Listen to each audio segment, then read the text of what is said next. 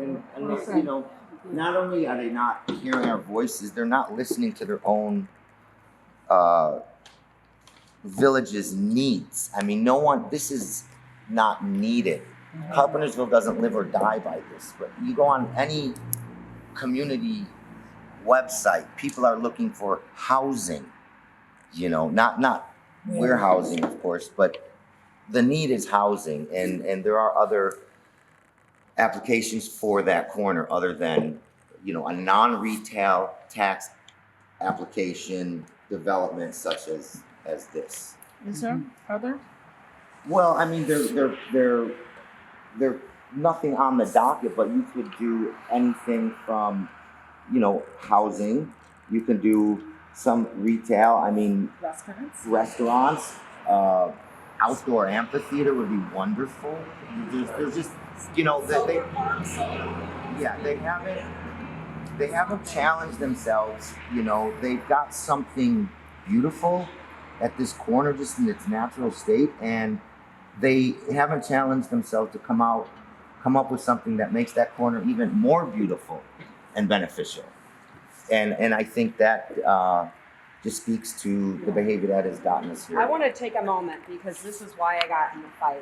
Really around what brings value. Why is this community, Carpentersville, Dundee, so unique? We all had many opportunities to determine where we wanted to live and raise our families. And what brings people from Elgin, St. Charles, Batavia, Barrington to our community to spend money. And the one thing that I absolutely love is the unique charm and the richness and the culture and diversity that both these communities have to bring. And I would really like to hear from you guys to understand what attracts you to this community. I'm going to jump in there. Exactly what you're saying.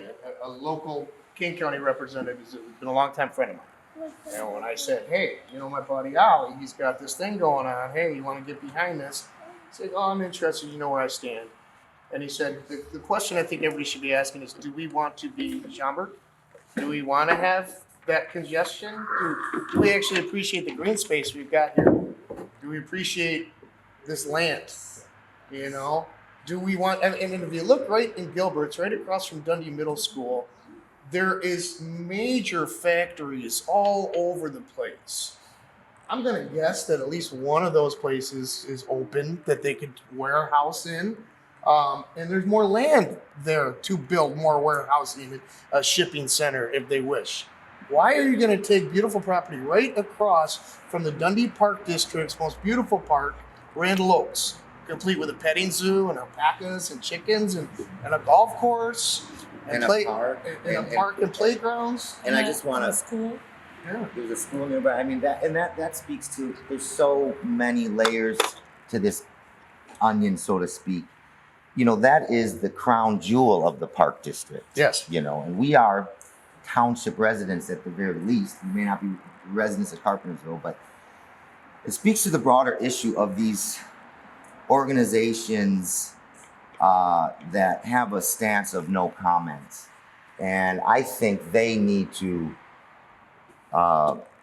voice their opinion, especially now. I mean, it's become, for lack of a better word, inadvertently become part of their culture to not say anything.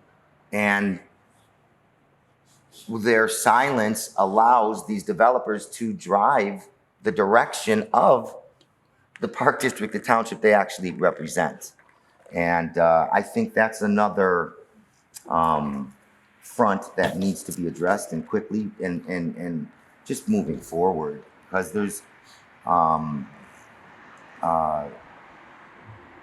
no doubt the impact. I mean, that whole strip there, that corridor, the park, it's beautiful. And, you know, there's chances are, if this goes through, Randall Oaks will also be a right in, right out. It's going to make everything harder to get to, less enjoyable. Maybe even numbers go down to the park. And who pays for that? Yeah, We're going to exactly. pay for this because the developer is not going to pay for the road. And I talked to the Park District, and they said it's going to be right in, right out, and that they were going to have to build some sort of access road to get them out to Recreation Drive. Drive. And I said, well, who's paying for that? He goes, well, the taxpayers, of course.